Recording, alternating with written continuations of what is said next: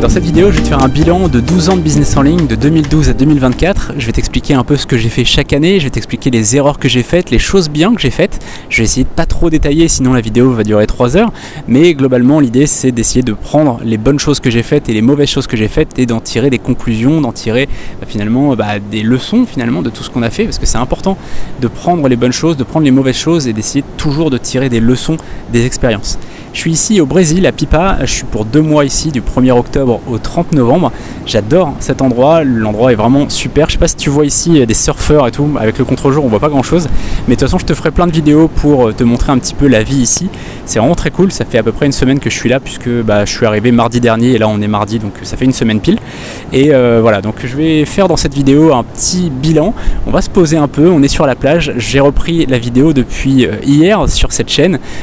Voilà, hier j'ai republié une vidéo, ça faisait 3 ans, 9 mois et 15 jours que j'avais pas publié sur cette chaîne là, et donc voilà, je suis super content de reprendre les vidéos et on reprend donc avec un bilan. Ça fait des mois que j'ai envie de faire un bilan sur cette chaîne de mes années de business en ligne finalement, puisque ça fait 12 ans que j'en vis de mes business, et donc j'avais envie de faire une vidéo pour t'expliquer tout ça, pour te parler des leçons à tirer de mes différentes expériences. C'est parti.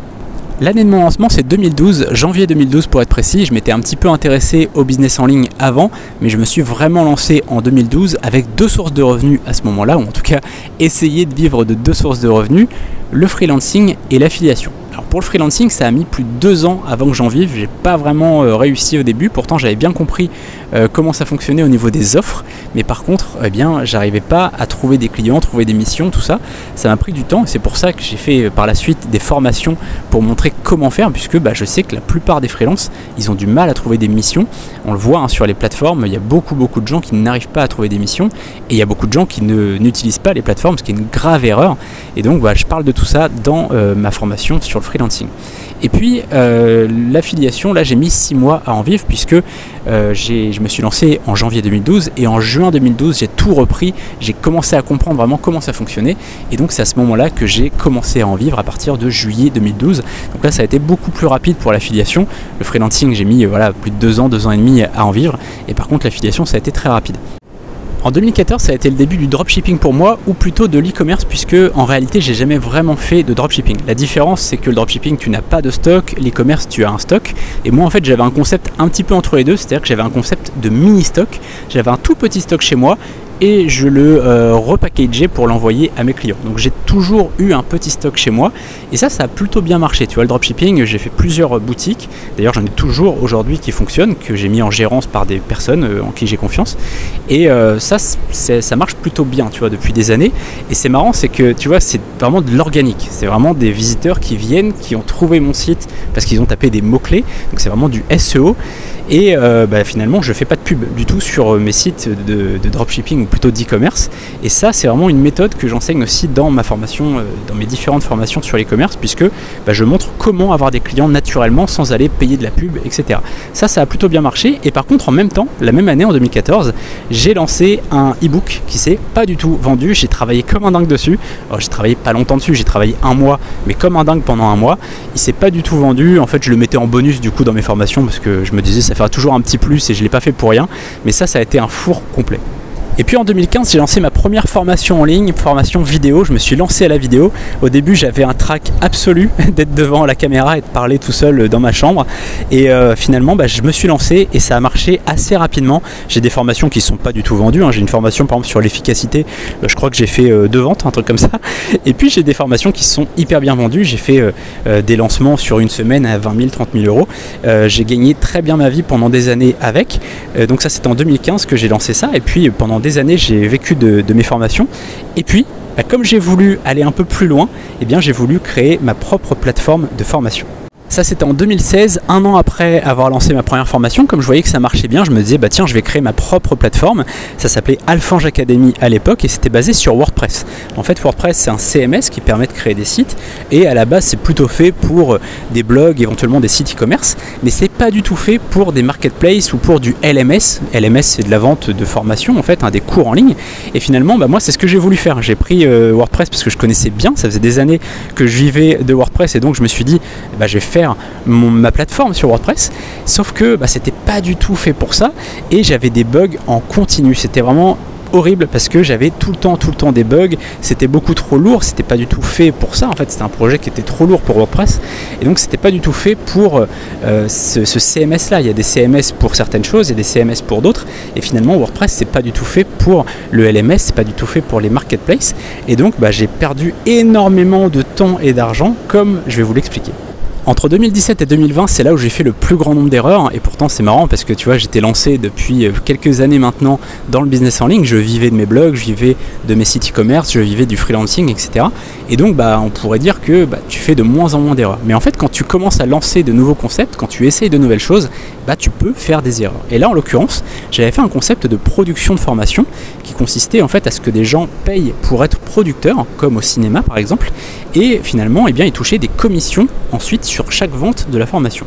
Le concept, il est génial. Je pense que franchement, même encore aujourd'hui, je trouve que voilà, c'est un super concept.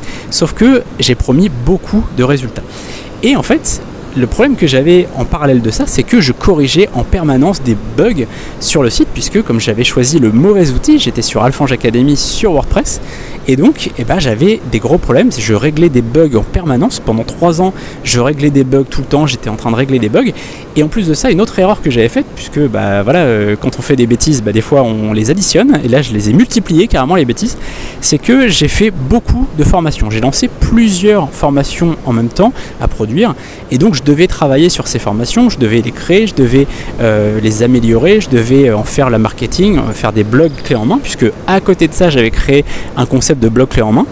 Et finalement, il y a des gens qui étaient déçus parce que j'avais promis un énorme résultat, un gros rendement, finalement un rendement de plus de 200% par an, ce qui est absolument énorme.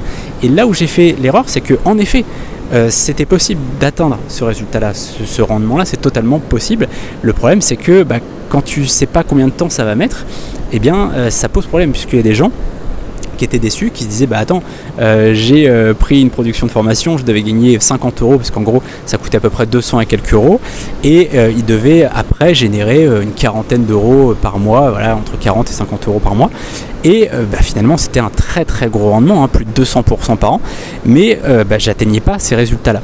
Et le problème, c'est que tu vois, j'ai remboursé certains clients ça va, c'était des clients qui étaient habitués à mon style de travail, ils avaient confiance en moi, donc la majorité des gens sont restés, et je les remercie d'ailleurs parce que c'est des investisseurs sur le long terme qui m'ont suivi.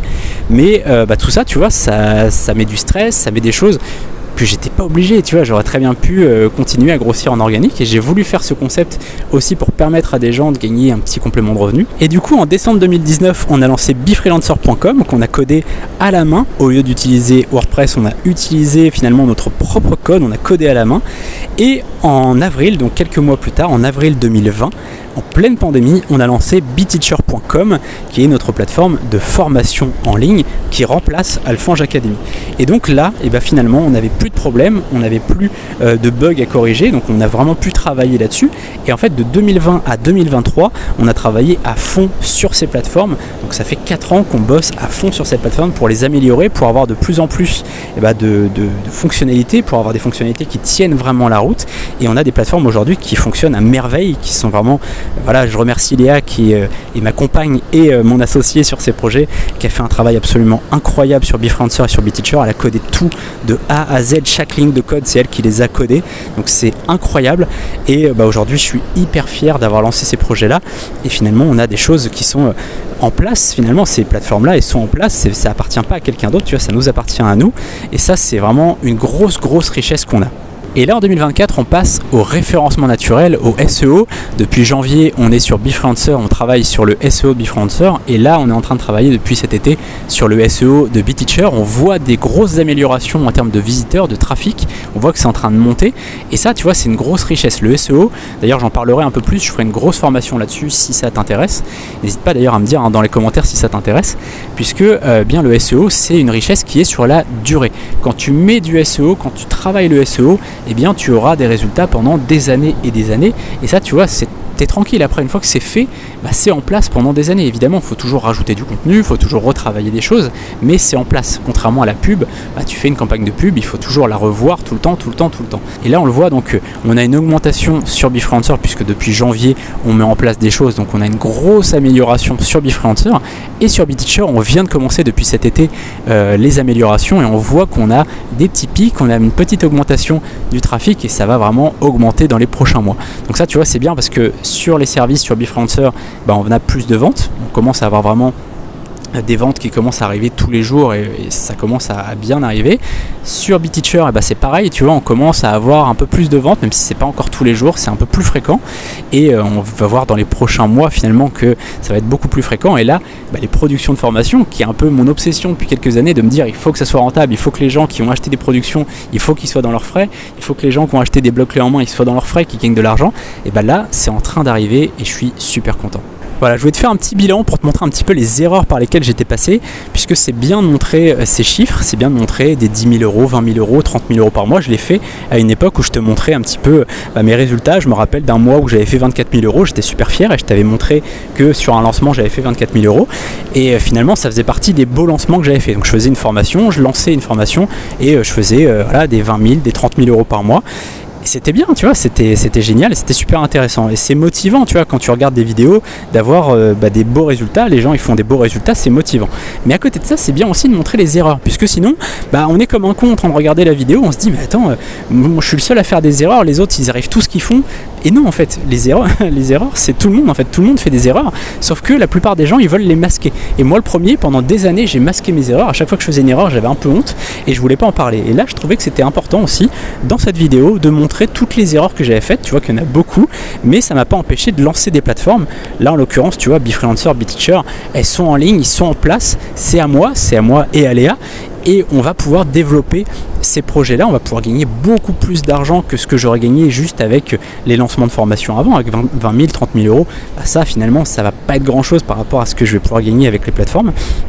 Mais c'est parce que je suis passé par une zone d'inconfort où finalement je suis sorti de mon truc, où finalement j'aurais pu continuer à faire des formations tous les mois et gagner 20 000, 30 000 euros, mais j'ai décidé de stopper les lancements de formation et de me concentrer sur les plateformes. Donc tu vois, des fois il faut savoir aussi un peu sortir de sa zone de confort, et il faut aussi savoir parler de ses erreurs. C'est ce que j'ai voulu faire dans cette vidéo. J'espère que ça peut t'inspirer un petit peu. J'espère en tout cas que ça va te motiver et pas te démotiver. J'espère que tu vas pas te dire ah bah non finalement c'est trop dur, je me lance pas. J'espère qu'au contraire tu vas te dire bah voilà, on fait tous des erreurs, c'est comme ça, je vais passer par des erreurs, et c'est comme ça fait partie de la vie, et c'est comme ça qu'on réussit. Voilà, on se retrouve très bientôt pour une autre vidéo. Je vais essayer de te trouver d'autres spots. Là c'est vrai que c'est super pratique pour faire des vidéos ici parce que c'est pas trop près de la mer, donc tu m'entends un peu mieux. Si je me rapproche trop, il va y avoir trop de vent, trop de vagues et tout ça, donc ça va pas être terrible. Mais voilà, j'essaye de faire ce que je peux, et le but c'est vraiment que tu aies un petit cadre un peu sympa aussi. Tu vois que en faisant plein d'erreurs, on peut quand même voyager, on peut faire des choses, et finalement on peut faire des projets qui sont très très sympa. On se retrouve très bientôt pour une prochaine vidéo. Dis-moi dans les commentaires si tu veux que je parle d'un sujet, si tu as des questions, si tu as des choses auxquelles tu voudrais qu'on parle ensemble, et on en parlera dans les prochaines vidéos. A très bientôt, salut.